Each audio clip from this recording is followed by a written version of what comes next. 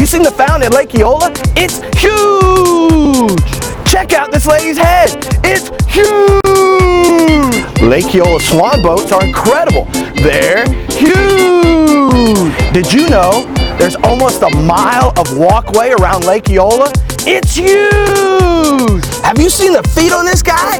They're huge! Did you know that a swan's bill is larger than a duck's bill? That's huge! Have you seen the trees at Lake Eola? They're huge! Lake Eola bandshell, it's huge!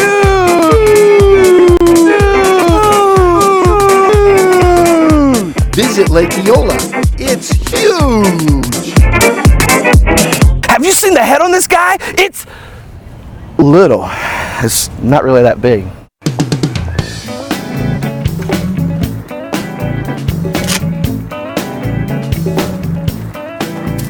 I've been waiting for this for weeks. I gotta tell you, I am so ready to do this. I even have the bed ready. What? So when you get home, we can get really dirty. Gotta go. Hey! Here you go. With all this compost, we're gonna have the best plants in the neighborhood.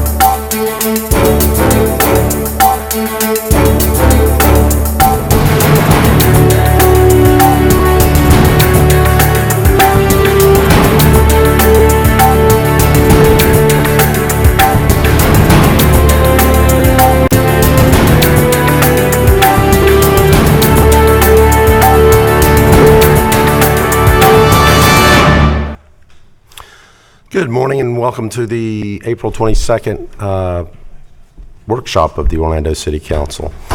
So Commissioners, one of our top priorities is to ensure that doing business with the city is easy and efficient, and one of the areas that our constituents interact most often and we get most comments, either good or not so good, is in permitting, and we have just reopened our permitting services office to the public. And it's kind of like a little Apple store, very comfortable, customer oriented, and we have also made a lot of changes, modifications to implement service-based enhancements also. So I'd like Brooke, our Director of Economic Development, to take us through some of those accomplishments. Thank you. Thank you, Mayor and Commissioners, for this opportunity today. Today we're going to cover an overview of development services in the City of Orlando, our activity levels, an overview of the recent KPMG permitting assessment that was completed, service enhancements that are underway, as well as challenges and opportunities that we see moving forward. The City of Orlando Permitting Services Division is a function of the Economic Development Department, a customer-focused team that has responsibility for implementing the city's land development code, the Florida Building Code, Florida state statutes, state of Florida Fire Prevention Code, et cetera, et cetera, et cetera. Mostly within the areas of plan review, inspections, business tax receipt issuance, right-of-way permits, platting, and also alcoholic beverage licenses. What's important to note, though, is that while Permitting Services Division is often the division that's thought of related to permitting, There are 5 City of Orlando departments, including 10 divisions that participate in the development review process. So within the Economic Development Department, we have permitting and city planning. Within Orlando Fire Department, the Fire Marshal's Office. Within Public Works, Water Reclamation Division, Addressing, Site Engineering, and the Survey Division. Within Transportation, we have the Maintenance of Traffic Group, Transportation Engineering, and within the Families, Parks, and Recreation Department, we have the role that they play with tree removal. There are 25 plans examiners in permitting services alone. However, when you look across all city departments, there are 44 total plans examiners, 34 inspectors, and 28 permit techs. There are also several internal and external functions that affect the city's ability to process and issue permits. Technology, and I'd like to thank the representatives from IT being here today, Rosa and Tim. Finance and cashiering plays a significant role, as well as the effect of the state of Florida codes and statutes. The history of the city's development review process, if you think back, included paper plans, limited internet and email capabilities, and limited cell phone capability. With the cell phones that we did have 10, 15 years ago, and 20 years ago, they were not smartphones. And during the late 90s, the city converted to what we call a one-stop shop for permitting, where all disciplines were accessed in one location by customers. It didn't mean that there weren't staff within other departments playing a role in the plan review process.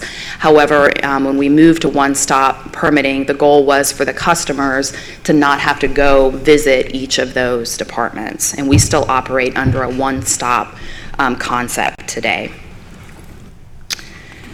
We implemented the city's first permitting plan review software system, known as Tidemark, in 2000.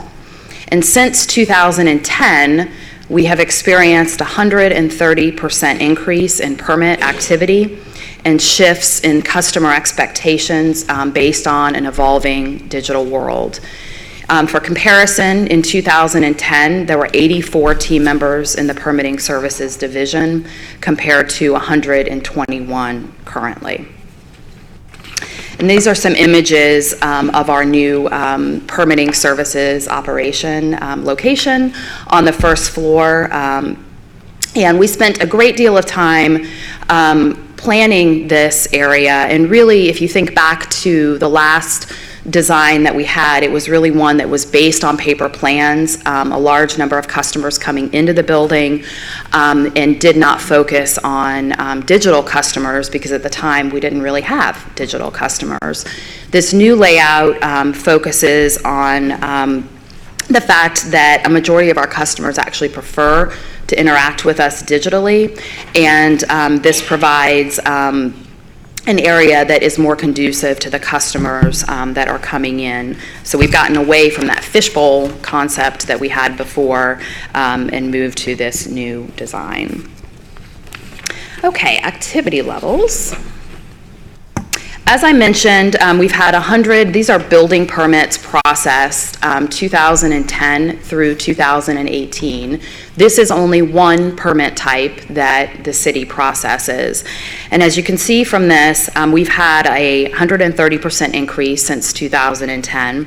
In 2010, we processed close to 6,400 building permits. And in 2018, we processed close to 15,000 building permits alone. And again, we do more than building permits. We use building permit to refer to a lot of things, but this graph shows that our permit trends since 2010 have increased overall for all of our major permit types. In 2018, we processed 36,000 permits, and I would also note that right-of-way permits have doubled since 2010. And when we talk about major permit types, that includes building, electrical, plumbing, mechanical, fire, engineering, and right-of-way permit activity. And this has increased 109% collectively since 2010. This graph shows from 2010 to 2018 the number of applications received, which is the darker line, and the lighter line are the number of permits issued. So we have a vast number of permits coming in the door on an annual basis. Not all of those result in permits for a number of reasons. There are projects that don't move forward. In addition, we have some rollover that occurs each year. Now, moving into inspections, we have had a 96% in inspection volume across all case types since 2010. In 2018, we performed over 162,000 inspections, which equates to over plus or minus 600 inspections a day. Recently, we had a high of over 900 inspections that were called in for a single day. As it relates to results for inspection activity, these are aggregate results from 2010 to 2018. And during that time period, 80%, almost 81% of inspections were approved. Canceled, which is often at the request of the contractor. Perhaps they're not ready for an inspection that they had called for that day, a rain event, et cetera. 12.44% canceled, 4.89 were disapproved, meaning that they did not meet either the plans or code, and then a partial approval of 2%. This pie chart shows the inspection results for 2018. You can see that in 2018, the approval showed a slight decrease to 75.6%, but also an increase in partial approvals. And this is explained partially because our Tidemark system that we formerly had did not allow for partial approvals. Our new system does, and so that tool is in use now. But generally, the numbers are consistent over time. Okay, at this point in time, I'd like to move into our overview of our KPMG permitting assessment that was completed in 2018. And I'd like to recognize today we have several members of our Developer Stakeholder Forum in the room with us today. If you all can wave. Tab here, and we've got some. And these are folks that we meet with on a quarterly basis to review permit and land development code activity, to talk about options moving forward and how to continue to enhance our services. They also played a critical role in the KPMG permitting assessment that was completed in 2018, though that process was started in 2016. The report provided for 26 recommendations across multiple areas, including streamlining our operations, increasing efficiencies, leveraging technology, improving customer satisfaction, and timeliness of service, as well as a fee and cost analysis. And the study components that were included were anonymous surveys of both customers and employees. We had 2 user forums that were actually held in council chambers with over 300 industry partners participating. There were online surveys that were collected. There was an online discussion forum, one-on-one interviews. The developer stakeholder group actually did one-on-one interviews with the reviewers. Data collection and analysis based on all the data that they were able to pull from our Tidemark system and the start of our EDIS system, fee and cost recovery, and then moving into recommendations. So the KPMG study findings, again, this was based on the feedback received from customers through the various tools that they had.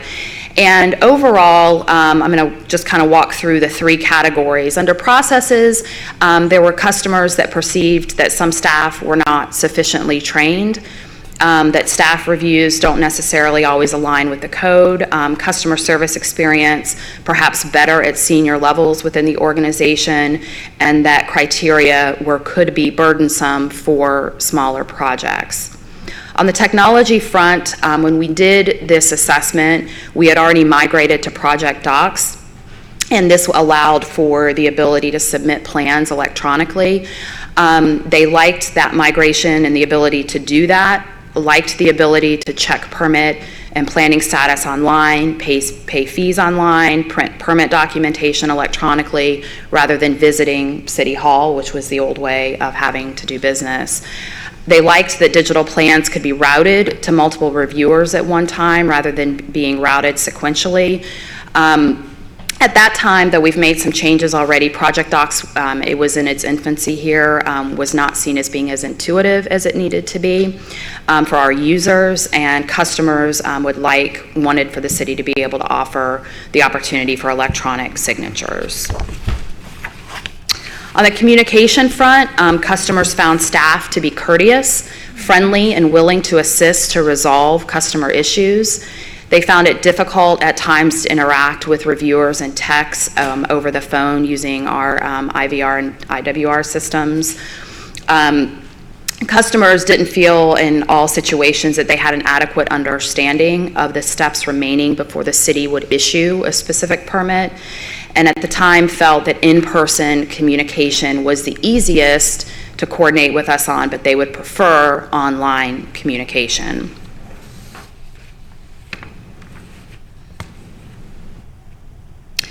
The findings also, based on the data, found that from 2005 to 2017, looking at three categories of permit types, single family and duplex plan submittal, 76% of the permit applications that were received in this category were approved on first round within 5 days, 86% approved in under 10 days.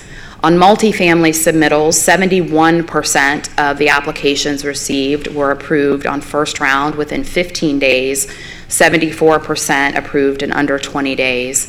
And on commercial plan submittal, 67% approved first round within 15 days and 70% approved within 20 days. And this bar chart shows the median time for each milestone. So we talk about kind of the football field, I guess, approach. If you look at the first bar, including the initial review to the last approved review, the median time frame for commercial being 42 days. So what this includes is the time at which somebody makes their application, the time which they receive their initial set of comments, and then the time it takes for them to submit their revisions. And so, for instance, we had a client last week that in a meeting talked about it took 3 months to get a permit on a commercial building. But when you looked at that first column, what we discovered was that they had the comments from the city within less than a month. It took an additional month for them to respond to those comments. And then within that third month was when their resubmittal was reviewed and a permit was issued. In addition, from the last approved review to permit issuance, the median time frame is 3 days on commercial. Permit issuance to first inspection, 21 days. So this is the time it takes for somebody to begin work on their permit and call for an inspection in the field. And then first inspection to final approved inspection, 29 days. And then the 5 days represents final approved inspection to issuance of a CO or certificate of completion. This next chart shows city plan reviews and customer actions, the median time frames. And so you can see that where the bars are a little bit, actually a lot taller, are related to project holds and different various customer documentation that's required to close out a permit.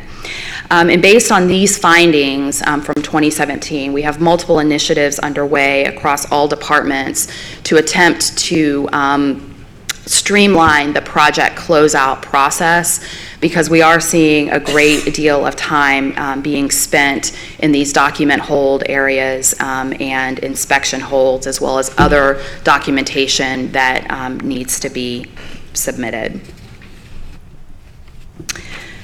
This chart reflects the findings of the multiple forums with our stakeholders. And what's important about this, and this was actually, they broke this out into these two separate, but these are from it's the same information, but two separate forum meetings. But in essence, what this shows is that the dark line is the preferred means of communication, and the brighter blue is the easiest. And so when this assessment was done, what this reflected was that in both forums, our customers and stakeholders indicated that they preferred to be able to do business with us online. And at the time that in some instances, or a lot of instances, it was easier to do business with us in person. And so they valued and appreciated the one-on-one support when they needed it.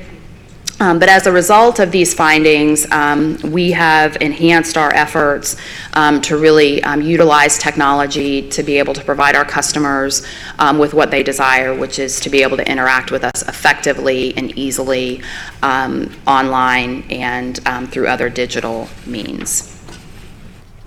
Okay, I'm going to move now into service enhancements. And these are the areas that we've been focusing on over the past 2 years. As I had mentioned, the KPMG Permitting Services Assessment included recommendations across multiple categories. Of the 26 recommendations that came out of the KPMG assessment, 6 were initiated prior to the completion of the report in 2018. And to date, 21 of the 26 recommendations have been implemented or initiated. Focusing first on technology and communication improvements. QLES. In 2017, we implemented the QLES system, which enabled our customers to get in line from any location or to make an appointment to meet with our permit techs. This system you'll see up on our screens on the first floor, and it provides real-time updates on wait times, and again, provides opportunities to make an appointment. This system is the same system that the Orange County Tax Collector uses, and they've had a lot of success with it, which is why we brought that system over here. And really the purpose of that was so that before we implemented this system in 2017, people would have to get in line here, and really what we want them to be able to do is to stay at their office or stay at home or go grab a cup of coffee and not have to sit at City Hall until they actually need to be here to meet with somebody one-on-one. In addition, we have will be fully implemented with our Economic Development Information System in 2019. The last piece of that system to come online is actually our code enforcement piece. All of the permitting related pieces have been implemented. Since launching this system, we have offered bi-monthly training for all of our customers so that we can help them also better use this tool in the most efficient way possible. As part of our EDIS system, we fully implemented in 2017 our PDOCS system, which is our electronic plan review, and we've handled over 26,000 projects since its inception. In partnership with our design platforms and service design team within City Hall, the Permitting Services Office has also added 20 pages, service pages, to our website. We've moved to a service-oriented from a form-based website. These are the various EDIS software platforms, and as you can see, it's taken a tremendous effort by the city team, including our IT team led by Rosa and Tim. And all of these software systems have to talk with each other. All the integrations have to work all the time. And with each of these activities, there's always some challenges that arise, as with any technology, with respect to performance and security. And so it really does take a very talented team to keep all of this functioning on a daily basis. One item that I wanted to mention on this list, if you'll see the last bullet, Productivity Apex, that is actually a company that grew out of the UCF Technology Incubator, and that will be our smart routing system that is coming online to aid in our inspection process, which will actually generate orders and routes for our inspectors on a daily basis based on real-time information on road conditions, traffic, etc. So we were really happy that we had an opportunity to include a local team in the EDIS system. Okay, other technology and communication improvements. We launched Select Text in August of 2018, which allows customers to schedule, cancel, and view inspection results via text message. Selectron upgrades, we're continuing to upgrade those solutions to meet the needs of our customers, including recently adding a related records tab so that when you pull up a record, you can see every permit activity that has been associated in history with that site or that parcel, as well as a document hold link. And these were done in response to the ongoing feedback that we've received from our customers about ways to make this system work better for them.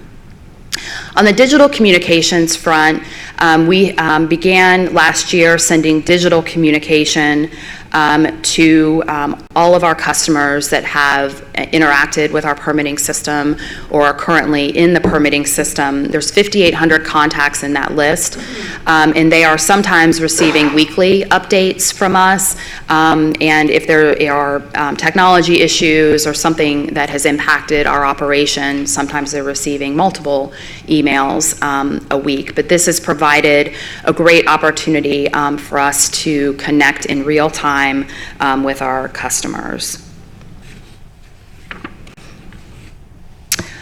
Now moving into process improvements. We launched in October 2017 Permit Express. The Permit Express initiative was launched to really focus on projects that are 5,000 square feet or less. Consists of a dedicated team of reviewers that are providing direction, guidance, and advocacy to small business, and that team is led by Tracy Elliott, who many of you know. We've had 539 projects go through Permitting Express, and nearly 70% of those permits have been issued in 15 days or less. And this Permit Express was done in response to the results that showed that some of our smaller projects face the largest challenges. In some cases, they are small businesses that have hired consulting teams, but they may not understand as a small business owner, they may not understand the process themselves. In addition to within the Permit Express system, we've added some other users. So for instance, Highwoods, they were facing some challenges with their interior build-outs downtown, and they have been a customer of Permit Express since its launch in 2017, and we've seen a vast improvement in the manner in which those permits are moving through the process. Permit by appointment. This is a collaborative fee-based service that allows customers to make a plan review appointment during which they will receive guidance on any changes necessary to meet code. And so if you think about call-ahead seating at a restaurant, this was an initiative that we launched in 2018. through a pilot, and we actually began piloting it with Tavistock. And so, Heather, we appreciate your team's willingness to be the guinea pig. But the thought process behind permit by appointment was that we were seeing an increase in the number of plans being submitted that weren't quite ready to be submitted. And sometimes that happens because consultants have strict dates that they have to meet that their owners have put in place. And so a permit has to be submitted by a certain date. And really what we want to have happen is, rather than plans being submitted or uploaded that aren't quite ready, we'd rather the consulting team be working on perfecting those plans. And so what permit by appointment does is it enables you as a customer to set a review date. And so I'll give you an example. The Tavistock office building, a 21,000, almost 22,000 square foot building, they received a plan review appointment date of December 18th. Their plans, they were given an upload date. Their plans were due to us on December 8th. And so rather than those plans sitting over here for 30 days, they were able to continue to work on those plans. So they uploaded on December 8th. We met with them on December 18th. And the way those meetings look is it's our large room in permitting. All the electronic plans are up on all the screens in the rooms. All of the site consulting team is there, fully engaged, and they have the ability, and our reviewers are all there, and so it's a collaborative process where the consulting team is making the changes in real time. And so in that situation, that permit was actually they were able to upload the final set right there, and the permit was able to be issued that same day. We've also tested that program with Johnson & Johnson Performance Institute at Lake Nona. That was a 34,000 square foot building. Their permit would have been ready to be issued that same day, but they decided that they wanted to take it back, so they actually uploaded the final set later. But even in that situation, they had their permit in a little over 2 weeks. In this program, while we've continued in a pilot, it will be launching, it is a fee-based service, but it will be launching permanently in 2019. Some additional process improvements. We are in the process of piloting under our Permit Express program, a residential express program to move residential permits through the process quicker. Also, at the request of our customers, one of the feedback items we heard was a desire to establish a permitting escrow account. So for our large users that were having to cut individual checks, they wanted to be able to have an account here that they could draw down from. And so the permitting escrow account ability has been set up. We also lifted the cap on credit card transactions. Formerly, there had been a cap that did not work for a number of our clients, and so that forced them into a situation where they were having to cut checks, which can be burdensome for a number of stakeholders, and so that cap has been lifted. In addition, we're continuing to look at opportunities to expand opportunities for permit exemptions, and so thank you to this council for your approval of the fence permit exemption at the last city council meeting. And then we're also in the process of launching new key performance indicator dashboards this year. And so this is kind of a screenshot. It's hard to see, but what this gives us the ability to do is to actually look at all of our permit activity in real time. And so we can choose any data set or any date range, and we can also drill down to a specific reviewer, a specific inspector, or a specific discipline. And so this is a management tool that will give us the ability and the managers the ability to really look at performance across all areas. Then on organization and people, some improvements that have been made over the past year, 2 years. We appointed, as you're aware, Tim Johnson to the position of Deputy Director of Economic Development to guide our large-scale projects. We were seeing some challenges with our large users getting through the process, and so we needed to kind of pull those out of the basic line, and so they really had somebody that was focusing in on their needs on a daily basis. And so Tim, in his capacity, is the liaison to permitting and development services for Tavistock, GOA, Orlando Health, Universal, and other projects that come forward that just need some extra hand-holding and coordination. In addition, we restructured specifically our permitting services division to add more team leaders and mid-level managers across all areas to really help improve the speed of decision-making, and with the goal of empowering our staff at all levels. We have 19 vacancies within permitting services that we're continuing to work to fill, and that candidly is a challenge for all of my counterparts that I speak with across all jurisdictions. This continues to be a challenge nationwide, and definitely within the state of Florida as the building boom continues. We've expanded external and internal training opportunities for staff on inspection, the inspection area, permit tech, and the plan review side. And then we're also working to fill our permitting services assistant division manager position, which is a current vacancy that we have, with a candidate that actually is not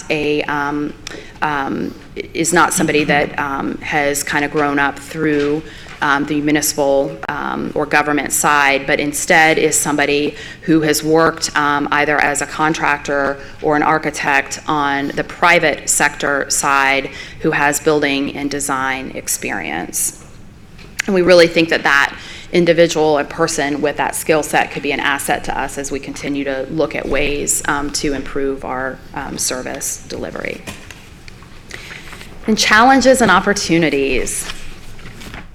There is always work to be done, and we're committed to doing that, and we're committed to constantly improving our process and to looking internally at all times for opportunities to make things easier for our customers and our stakeholders.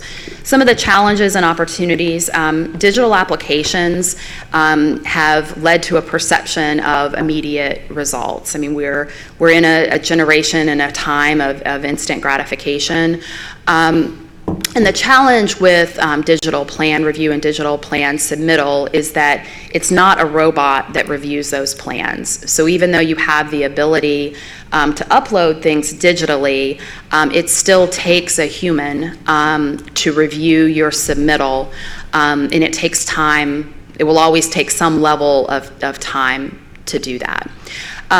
Those digital applications and our technology systems, there's now 24/7 access, and so you could be an architect finishing, plans in the middle of the night, and you can upload those plans in the middle of the night. And so what that requires is an ongoing commitment on the technology front. Our technology systems have to work 24/7, but we don't have. We're still an operation that we don't have permit techs and plan reviewers here 24/7. And so for somebody that's uploading or somebody that might need help, there's going to be a little bit of a lag time before we can, get to them. But we are still committed to responding to any inquiries that come in, even if we'll get back to you with an answer within less than 24 hours.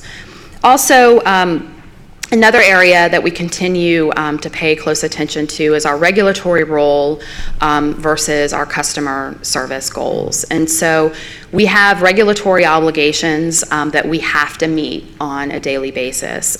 We have certified staff members that have certifications that they have to maintain, and we have an obligation to ensure, to the best of our ability, that buildings and new construction and reconstruction is safe. At the same time, we have historically gone to great lengths to help customers with redesign efforts. And so on the customer service side, our goal is to always help customers get to a yes. But sometimes that takes time. And so we've had a recent example of a product that an architect and engineering firm put on a drawing that the product wasn't, based on ULI testing and stuff, wasn't able to be used for that application. But it was actually our team that came back and said, hey, that company that product line that you want to use, we searched and they actually have another product that will work. And so we want our team to continue to be customer service minded and to continue to go above and beyond to find solutions. But every time we do that, it in some situations takes time away from other projects and other plan review. In addition, there are changing state codes and other mandates. So we've had some situations lately with change of use and stairwell configurations based on new codes that don't quite align with older buildings. And so we're constantly trying to find ways to help customers move throughout that decision-making process, again, with the goal of getting to yes. And then other mandates that come forward, there's actually some legislation right now that's pending where the telecom industry is working to ensure that every local government that reviews their plans has to do so within a set time frame, 10 days, 15 days, wherever it ends up.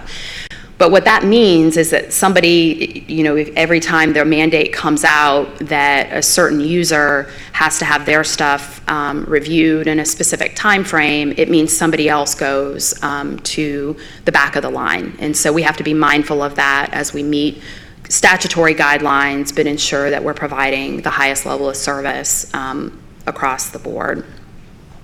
We're committed to improving customer service across all functions, and we're also getting ready to gear up on opportunities within our inspection area. We focused a whole lot of time and effort on the plan review and the intake side over the past 2 years, especially with the implementation of our new technology systems.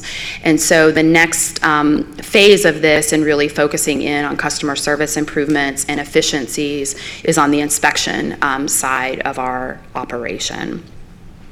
Also, keeping ahead of technology is a task. So in 2000, when we implemented Tidemark, we celebrated we had implemented Tidemark. But in this case, with the implementation of EDIS and with the digital world that we're now in, we have to make a commitment to continually investing in upgrades and the maintenance that it takes to keep the system going and to make sure that it's meeting the changing needs of our customers. Along those lines, we have a desire to provide our customers with data that they can use to make decisions. So through an open data world, we have a lot of data at our fingertips related to submittals and applications made by contractors and consultants. And one of the dreams that we have is to be able to make that data available so that if you're a customer and you are needing to select a roofer, that you have the ability to look through our data and ascertain which roofer might be the best fit for you. Maybe it's based on their success on getting a final permits approved. Maybe it's based on their success rate and having their first submittal approved. And then also a continued collaboration among departments and divisions to streamline the development review process. And this is a balancing act that all of the department directors and division managers are committed to. So as I mentioned in the opening part of this presentation, Public Works, Families, Parks and Recreation, the fire department, the Economic Development Department, the Planning Division, everybody has a piece of this development review process. And so we have all made a commitment that we're really going to hone in on opportunities to improve the system across all departments, because at the end of the day, the perception is on the city of Orlando and whether, we've delivered that service in a timely and efficient way. And so with that, we have a number of people in the room today that all play a role in the development services process for the city. And so I'd like to thank them for being here, and we are prepared to answer any questions. So good presentation, Brooke, and I think our one overall goal is for every customer to say that the city of Orlando is the easiest and best government to do business with. So let's just keep that one in mind. And then secondly, I know the increase in overall volume has been extremely significant, but we certainly would rather have that than the other way around, right? Absolutely. Have those issues. Okay, Commissioner Sheehan and then Commissioner Hill. Thank you, Mayor. I just had a couple of questions. Brooke, from my own experience, how often are we meeting the 4-hour window? Because something that really ticks me off whenever I'm getting work at my house or anything like that, when someone doesn't show up, and the experience that I had, which wasn't Right. exactly great.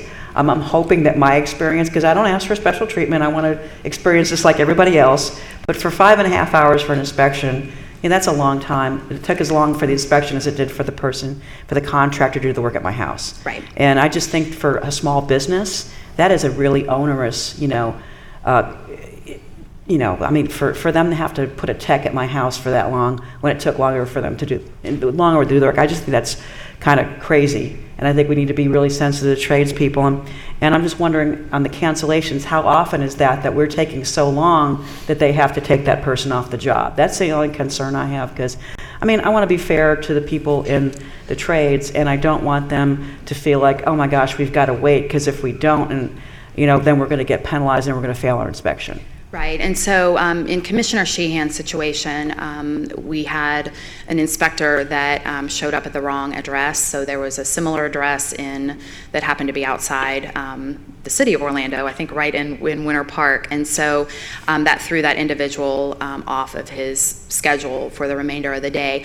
I don't know that we'll solve it completely, but I do think that some of the technology tools that we're putting in place are going to help. So the route optimization through Productivity Apex is going to help. And then in addition, the select text and our ability to communicate in real time with contractors via text, so that somebody wouldn't have to wait there, but could come back with more of a specific time. And so, and I think that's fair, and I like that y'all are working with the UCF Technology Incubator. I've always wondered why we have one of the best technical schools in the nation right down the street, and yet we don't seem to use them to implement our better technology, provide better customer service. I'm delighted to hear that. And just wanted to give you some positive feedback. I actually went to the Wadeview meeting and talked about the permit exemption for fences and almost got a standing ovation. So I know that's about y'all, that's not about me. We'll take but it. that was very popular. People were so happy. It's not very often that I get to go to a meeting and people are so overjoyed, and they were very happy about that. So thank you. That's all I have, Mayor. Thank you, Commissioner. Commissioner Hill. Well, thank you, Mayor, for a great presentation. And I personally want to say thank you to Lillian and Tim and your whole permitting department.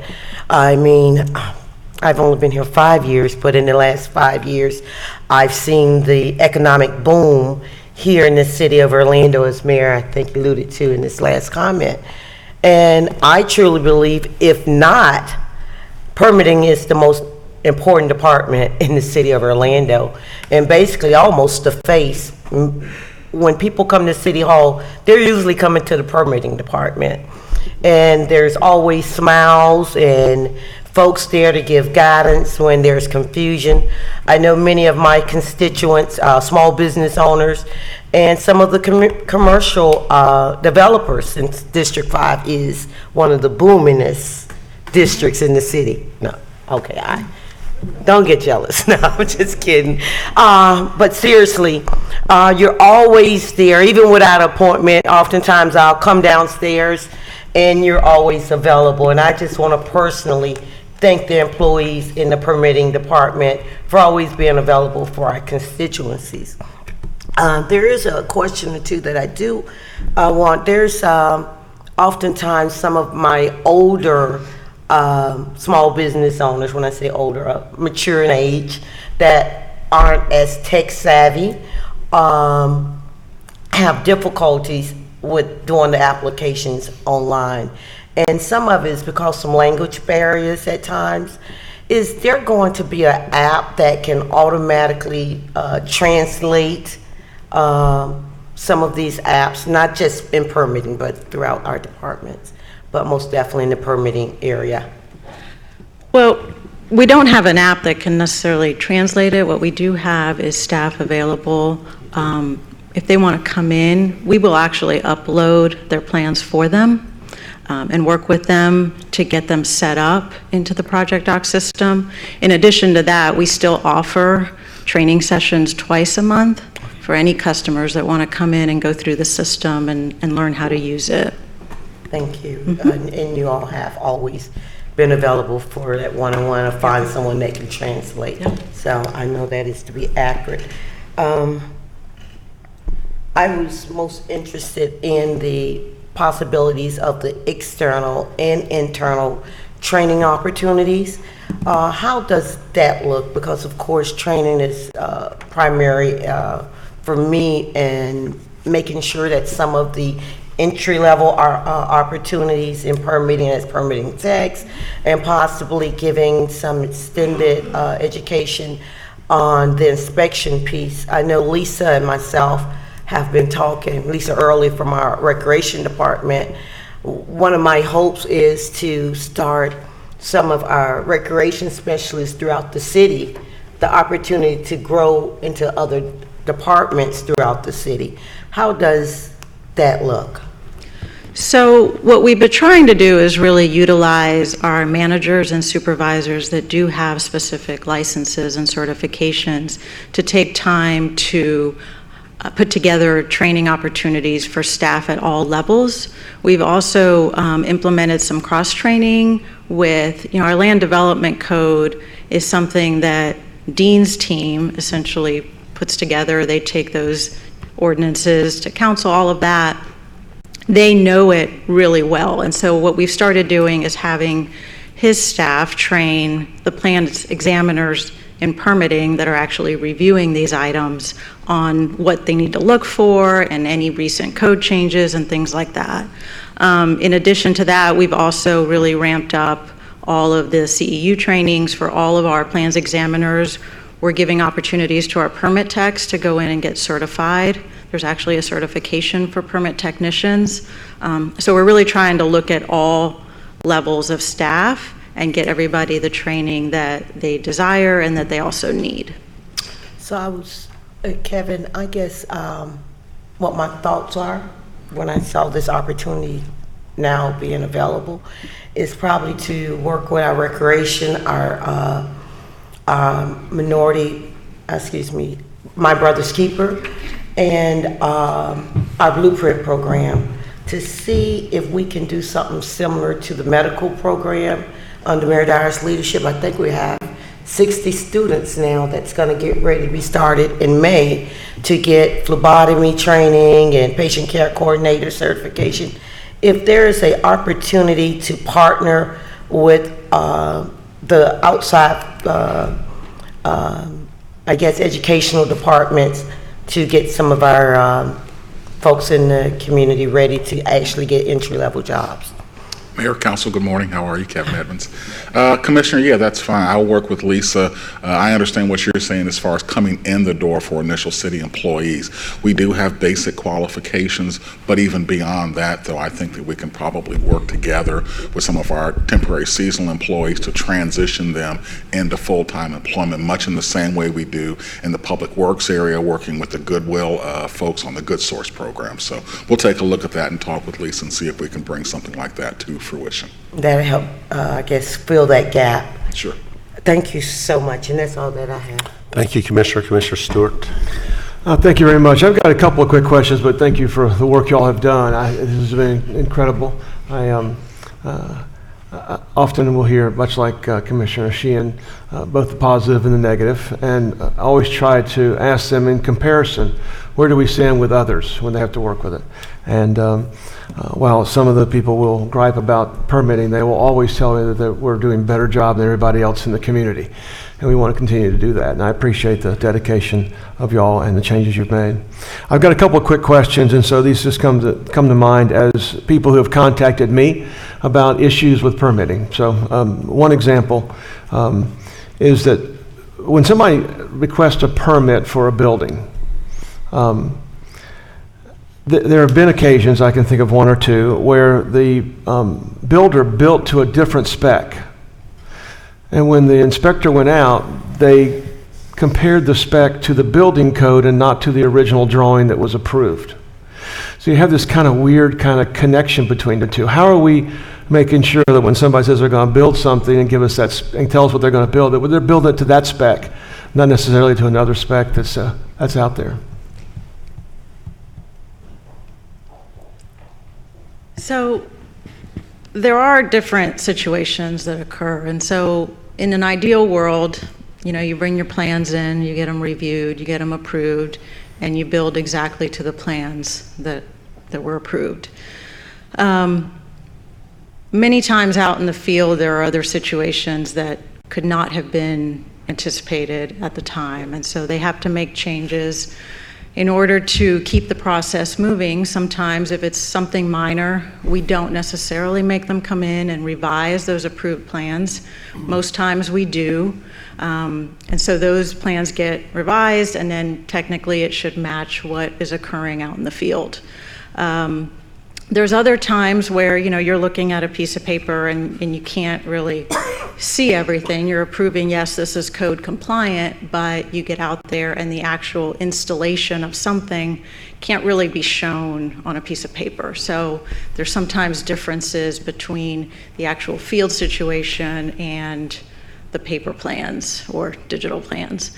And so we really try to that's why we have supervisors. We've implemented inspection supervisors across all disciplines. And so we encourage our inspectors when they come into a situation like that they really reach out to their supervisor and our inspection services manager, and they try to work through the situation depending on how major or minor it may be. We try to treat it how best we can.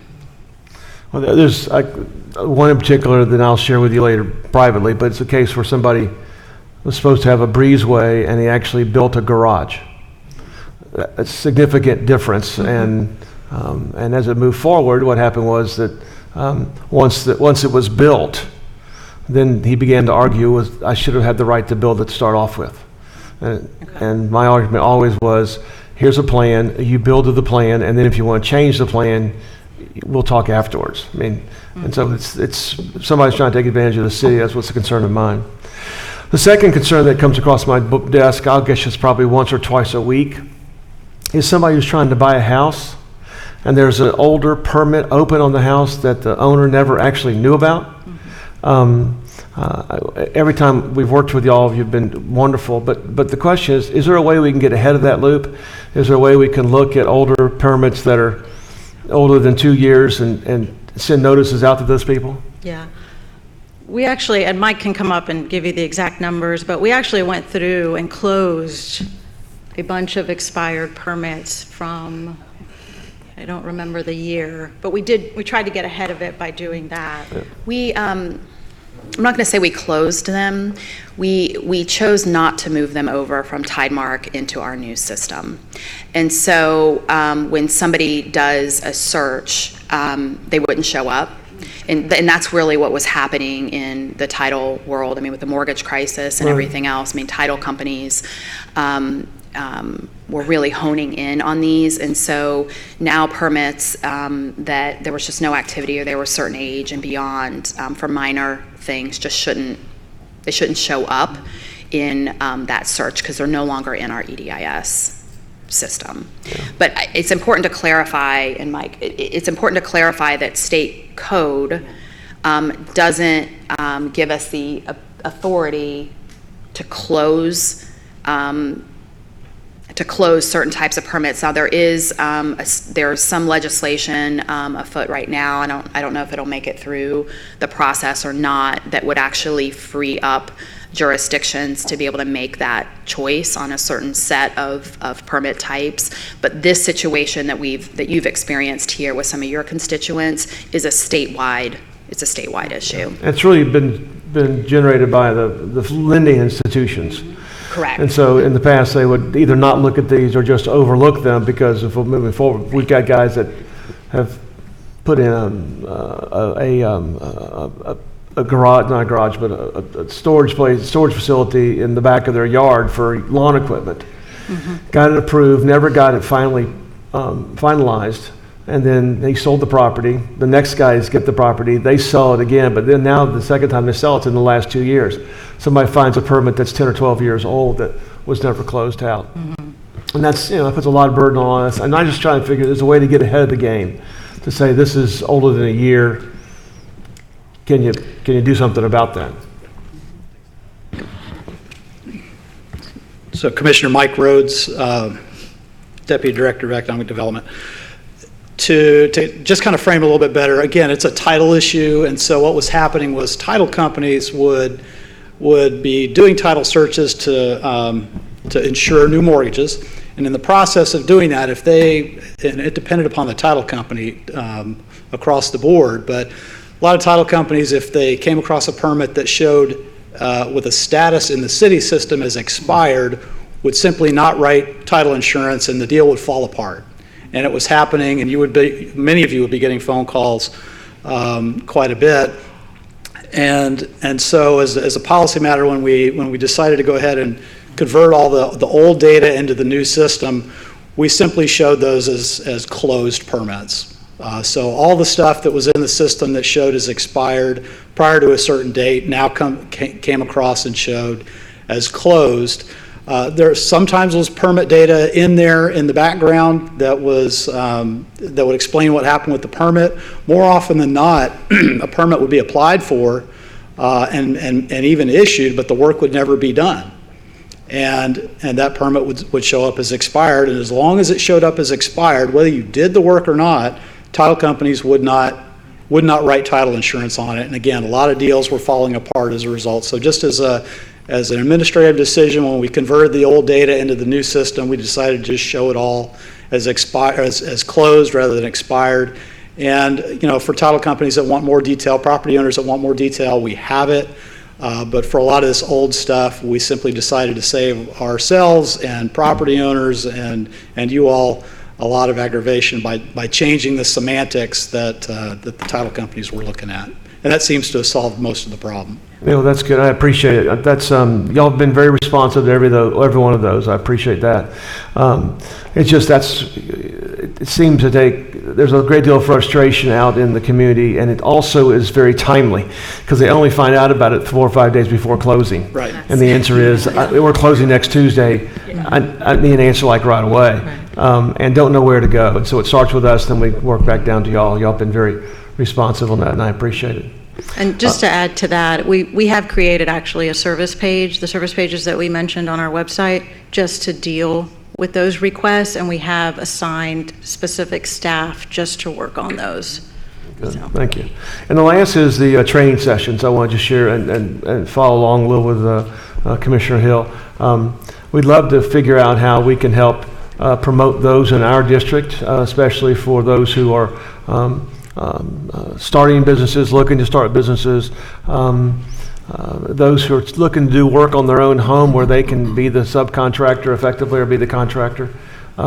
We'd love to figure out how to just publicize that better. Okay. Let us know whether it's a schedule. We come out once a quarter and we know about it so we can begin to publicize it. I think that's an important part because I think once you overcome that informational gap, I really think that people will be much more responsive. I guess in one last thing, you showed a graph about and I'm only trying to understand it. Sorry, I'll get to it. It was a graph about what people, there it is. the KPMG findings about customer interaction. Yes.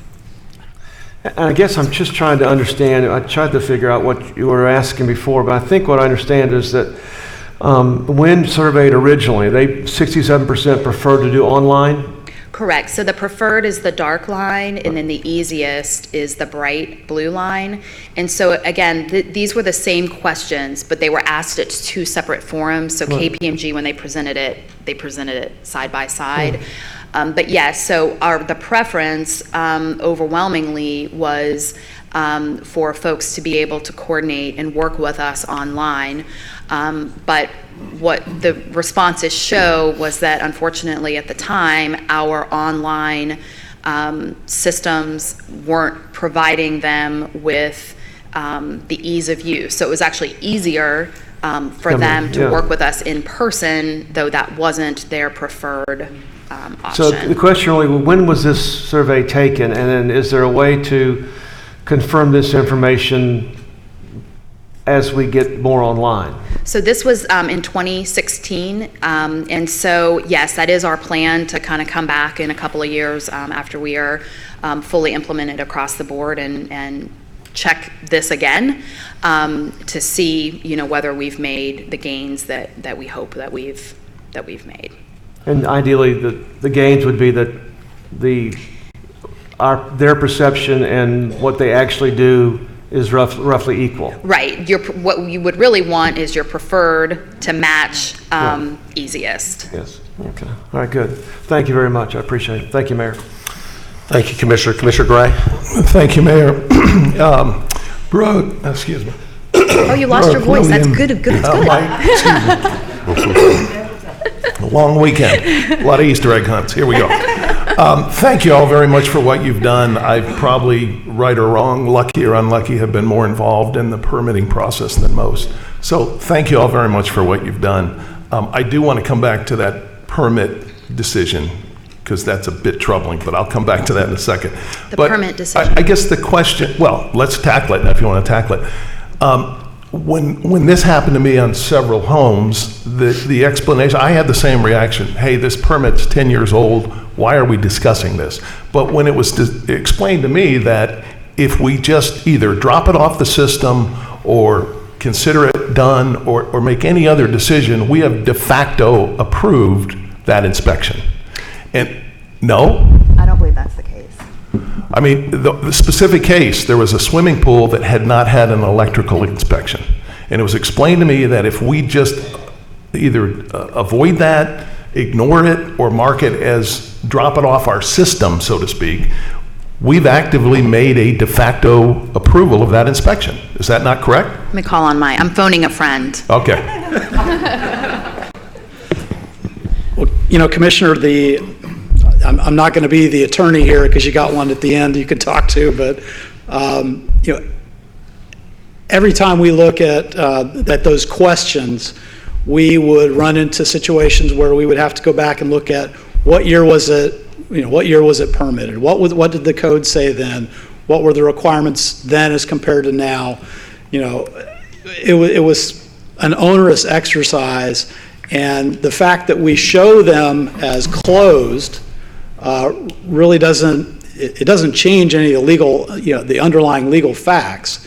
So, the property owner is still going to have to rely on their title insurance, their inspections of the property, their research of our permit history. All we did was change the status as it showed online. And really, when the title companies were making their decisions about whether or not to insure title, they were doing the same things. They would simply say, we're not going to insure it because it says it's expired. Regardless of what the underlying facts were, the inspection history may have shown that everything had been done properly and never had a C of C or never had a C of O because of a paperwork thing.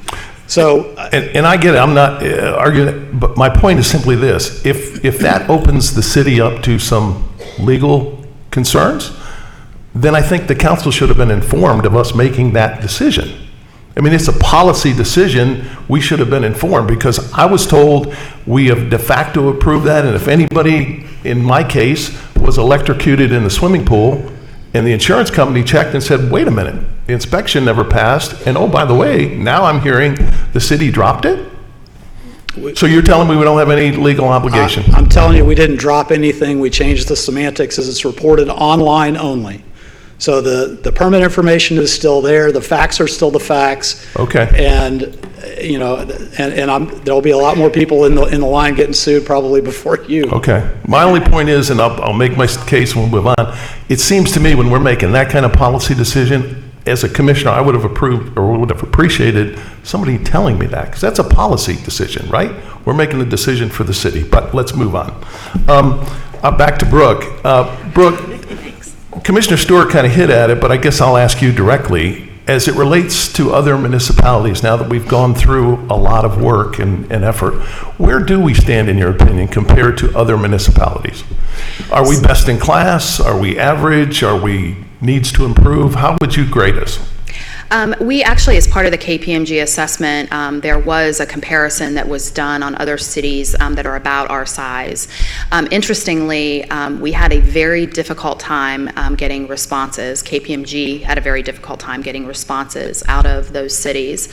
But the cities that we did get responses, we are on par, if not what I would consider to be more advanced and better. But again, that was based on, you know, the data from 2016. I can confidently say that we have made significant strides over the past year and a half. A lot of that a testament to Lillian's leadership in permitting and really honing in on specific process improvements that need to be made. I will never tell you that we don't need to improve.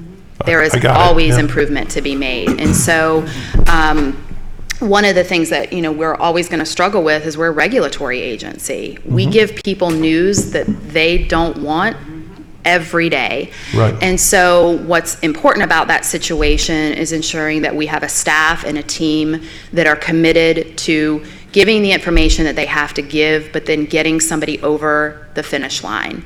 And so that's where I think we can continue to improve. And as I mentioned, the inspection area is going to be our next area of focus, because as a department director, I do see a great deal of opportunity there. Not to say that we don't have a highly committed team, we do, but when you're performing over 600 inspections a day, that workload alone it's difficult, and so we've got to continue to find ways to bring resources to the table and more efficiencies so that they can do better in the field. Well, let me ask the question another way, because I totally agree with you. We've come a long way from where we've been over the last 3 to 4 years. Are we in a position now where we can start waving the flag and say, look, the city of Orlando recognized they had a problem and we fixed it? Because I would tell you, even though you don't get a lot of feedback, I think the perception, if you stop and I'll say commercial real estate, not residential, because that's what I deal with. If you stop, I think the perception still on the street of most real estate professionals is the city of Orlando's not there yet. And I think it hurts us with folks looking to come to the city. And so if we are better, then I think it's time to come up with a strategy, and I've shared this with you before. How do we tell that story? How do we say, hey guys, we're not perfect, we had a problem, we fixed it, come on back, we'll show you we're better. You don't want to do that if you're not ready for that. And that was really the question. Yeah, and Commissioner, to that point, I do think we are ready. And as a matter of fact, we had an opportunity to do that at a crew luncheon unexpectedly on Friday or Thursday. But, to that end, I know we've seen great success with the Highwoods of the world and the hand-holding that we've done there. And so I do think that we probably need to tell that story a little bit better. But we also need to be cautious that somebody will always have a story where, from their perspective, something didn't go 100% their way. I think what we're really trying to get better at and I'll use Highwoods as an example for this, was through that situation, we were able to bring them in along with all their consultants, and through that collaborative process, we discovered that, yes, they needed the help of Permit Express, but there were also some challenges on their side that they needed to address. And so I think what we're really focusing on getting better at is making sure that the owners have all the information that the architects and engineers have. I will tell you that, do complaints come to me? Absolutely. Do they come to me as frequently as they used to? Absolutely not. Things have definitely gotten better there. But when complaints do come to me, we have a technology system now that maps out every hour of a project's history. And so in that situation where somebody said it took us 3 months to get a permit, we were able to look and say, well, hold on a second. You know, we met our timeline, we met our time frames. What happened within that month? What happened that it took you a month to get your revisions in? And so we now have, and so making sure that that information, not from a tattletale perspective, but really from a perspective so that that ownership group, in partnership with their architects and engineers, can figure out how to become more efficient too. What we're also hearing is they're just as busy. And so the architects and engineering firms are representing a whole host of clients, all of which have, you know, competing time frames. Yeah. Well, and that's why I'm thrilled to see that key performance indicator chart finally, which is great. It's got your name because on that's it. data. That's data, right? Yes. I think oftentimes what happens, this you guys know it, I know it, the professional services people, architects, engineer, if they screw up or they don't have time, they'll blame the city. It's the city's fault we're late. And the key performance indicators help showing that. But a couple more things and I'll shut up. Again, we had talked before, and I'm just curious if you guys are thinking that this is appropriate. Have we talked more about the notion of an education class, for lack of better terms, for professionals, again, the architects, the engineers, et cetera, to come in and learn more about our code and our process? And if they do, they get the gold certificate? Because as an owner of property, when I'm selecting a professional service firm, if they can say, hey, look, I've been to the city, I've passed the city, I'll give you, Mr. Customer, better response time, because I know what the city wants. Have we talked more about that? So that is on our to-do list, and I'm hoping that we'll be able to make some progress with that in 2019. I would love to see, and I've talked with you about it and several others, self-certification at some point.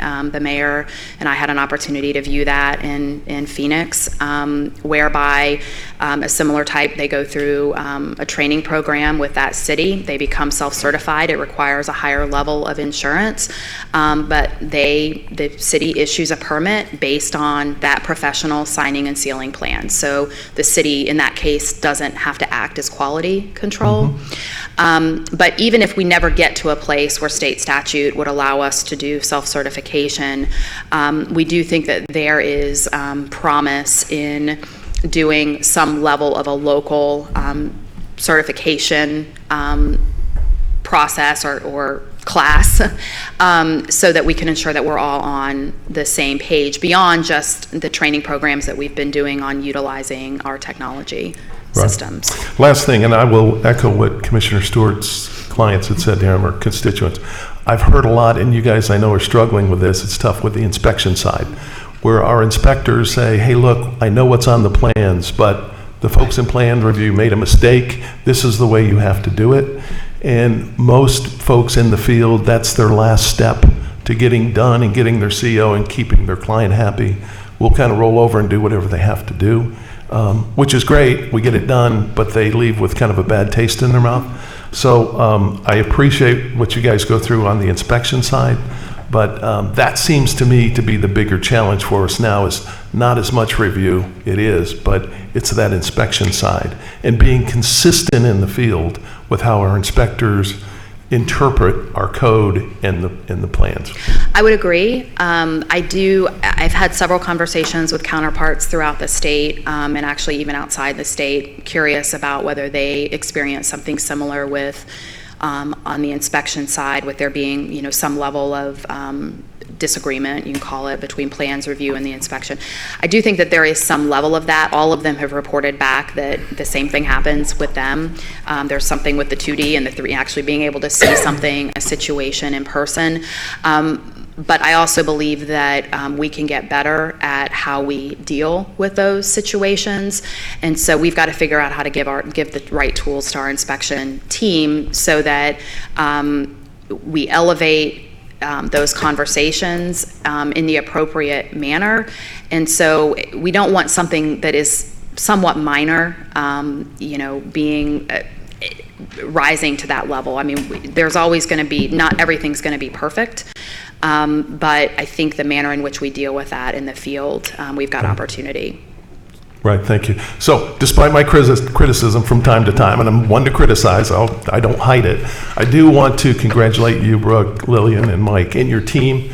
We have taken a tough situation and made it much better. So accolades to you guys for doing that. Well done. Thank you. Thank you. Thank you, Commissioner Gray and Commissioner Hill. Thank you, Mayor. And I just wanted to clarify something. Second to Lake Nona, we are the fastest. District 5. I did, maybe this is a question, Brooke, for yourself, or maybe Deputy Chief Ian Davis. I was thinking about our fire safety inspectors. I know the fire department has implemented a program to bring in more women and minorities when it comes, I think, through the entry level part of transportation.